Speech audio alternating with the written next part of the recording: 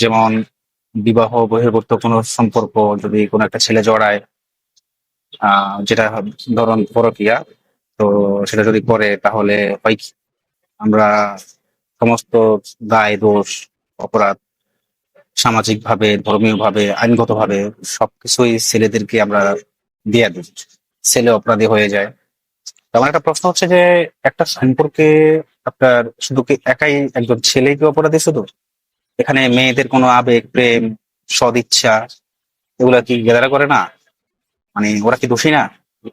মানে একটা ছেলে কি সম্ভব একটা মেয়েকে, আপনার কিভাবে একটা মেয়েকে সম্মতি করাবে? মেয়ের সম্মতি না থাকলে কি এইরকম ধরনের একটা ঘটনা কি সমাজে ঘটে কিনা?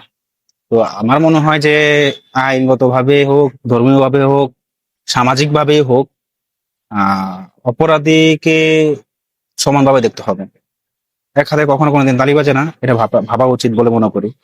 কারণ আমাদের সমাজে আমরা শুধু একপাক্ষিক ভাবে, একতরফা ভাবে বিচার করে যাব, এটা কিভাবে হয়? আমি একজন ছেলে, আমার আবেগ আছে, আমার কামনা আছে, বাসনা আছে। স্বাভাবিক অর্থে মেয়ের কি কামনা বাসনা নেই নাকি? তাহলে এখানে একাই কেন একটা অপরাধী ছেলে হবে? আমি এটা বললাম আর কি, মানে অ্যাকচুয়ালি মানে বৈষম্যটা দেখলাম, বৈষম্যটা দেখতেছি আর কি, সেই জন্য এই কথাটা বললাম যে কেন বৈষম্য হবে আইনগত ভাবে, সামাজিক ভাবে, বা ধর্মীয় ভাবে কেন আপনার আহ একজনে অপরাধী হবে? ধর্মীয় ভাবে তো দুজনের অপরাধী হওয়ার কথা, এবং এমনকি আইনগত ভাবেও, কারণ সম্মতি, প্রেম, আবেগ ছাড়া তো একটা এরকম অন্যায় কাজ কেউ করতে পারে না। এটা আমি বলে মনে করি। এখন আপনাদের অভিমত কেমন হতে পারে সেটা আপনারা বলবেন, ঠিক আছে?